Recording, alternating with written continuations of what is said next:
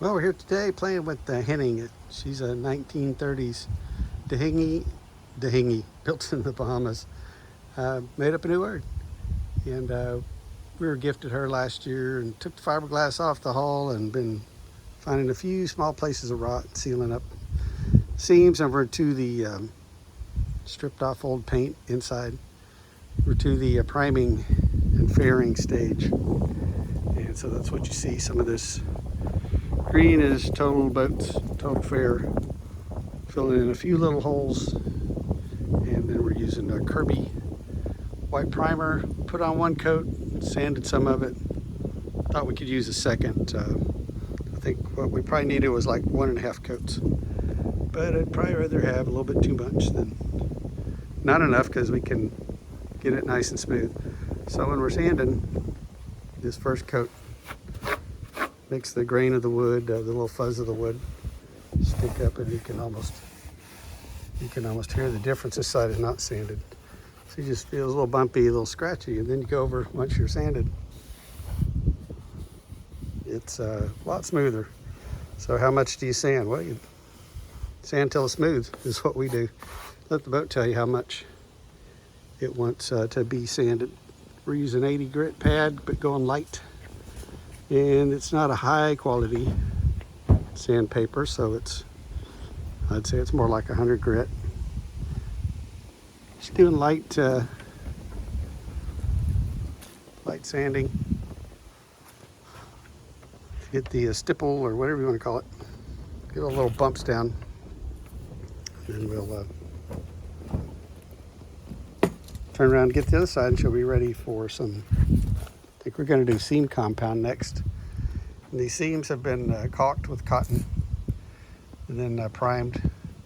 We used primer and or paint to seal over the cotton. And now we're going to come back with some seam compound to fill this in where it looks a little more flush like that. And then we'll start with our top coats of paint. This little dolly is coming real handy on a lot of different boats. Sunfish in particular is what it's built for, but it's got articulating bunks that will fit just about any shape of hull. It's 8 feet long, so the boat hitting is 10 feet, so hangs over a little bit, 4.5, but we can,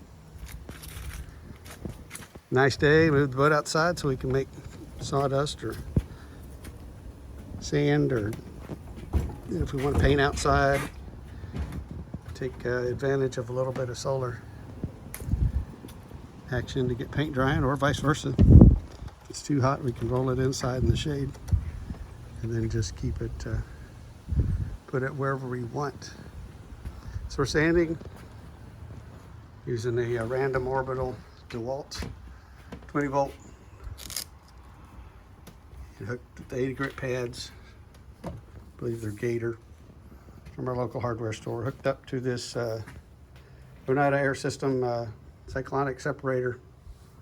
So the airflow runs out of the sander into the separator, spins off all of the heavy stuff. All the big particles go into the catch bucket, and the air comes back out and continues on around to our little shop vac. So that works. It helps keep the dust down. I'm gonna wear a respirator too. I use little gloves, and there's some of the dust in there from priming and a little bit of sanding on this transom. So we're gonna get back at it, sand this, which side is that? Port side. And then probably wrap it up for the day and start fresh with the seam compound in the morning. White or brown, which one will we use? You'll have to, we can mix them together, or won't we? We'll find out. That about does it.